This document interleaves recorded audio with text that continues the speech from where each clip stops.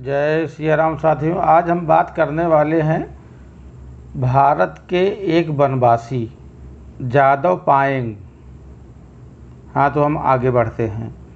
क्या कभी हमने सोचा है कि हमारे छोटे छोटे कदम हमारे लक्ष्य को पूरा करने में कितनी बड़ी भूमिका निभाते हैं?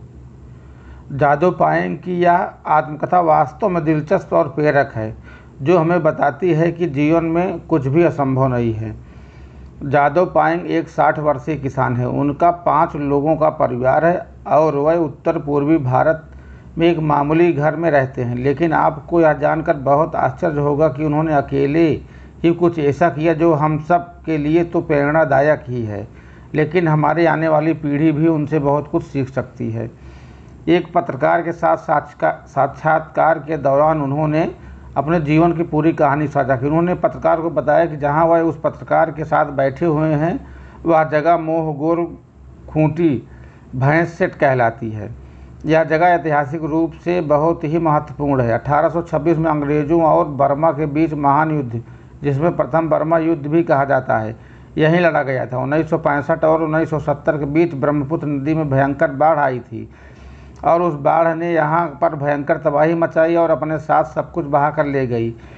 इस कारण से यहाँ पर 10 किलोमीटर तक कटाव हो गया था और मोहगोर खूंटी एक बंजर भूमि में बदल गया।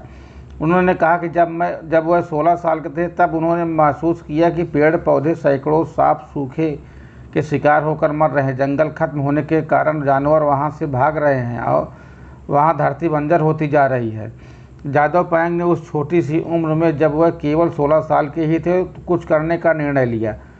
उन्होंने सबसे पहले एक नाव बनाई। वह हर दिन अपने पेड़ों में एक शाखा काटते थे, 20 मिनट तक चलते थे, जो फिर नाव बनाई थी। उसमें बैठ कर नदी पार करते थे और फिर उसके बाद 2 घंटे वहाँ पैदल चलते ताकि वह उस खाली ज़मीन पर जा सके जहाँ पर एक भी पेड़ नहीं था, और पेड़ की उस शाखा को ज़मीन पर बो देते थे। उन्होंने उस जगह पर एक एक करके पेड़ लगाना प्रारंभ किया। सबसे पहले उन्होंने बांस का पेड़ लगाया। शुरू में लोगों को लगा कि वह पागल हो गए हैं, जब उनका मजाक बनाने लगे, लेकिन उन लोगों की परवाह किए बिना अपना काम जारी रखा। धीरे धीरे उन्होंने दूसरी प्रजाति के पेड़ लगाना प्रारंभ किया और यह सिलसिला 1 दिन 2 दिन नहीं, 1 या 2 साल नहीं, बल्कि पूरे 40 साल तक उन्होंने इसी तरह वह पेड़ के एक शाखा तोड़ते, पहले पैदल चलते, फिर नाव में बैठकर नदी पार करते और फिर पैदल चल उस बंजर भूमि पर ज़मीन पर जाते और पेड़ लगाते। धीरे धीरे सारे पेड़ बड़े होने लगे और वह बंजर भूमि हरे भरे जंगल में बदल गई। उन्होंने जो पेड़ लगाए थे उनके बीज और भी पेड़ खुद लगने लगे और कई अरसों के बाद उस जंगल में जानवर दिखने लगे। हाथी, बाघ, गैंडा, हिरण और अन्य जंगली जानवरों को उस जंगल में वहाँ की हरियाली आकर्षित किया।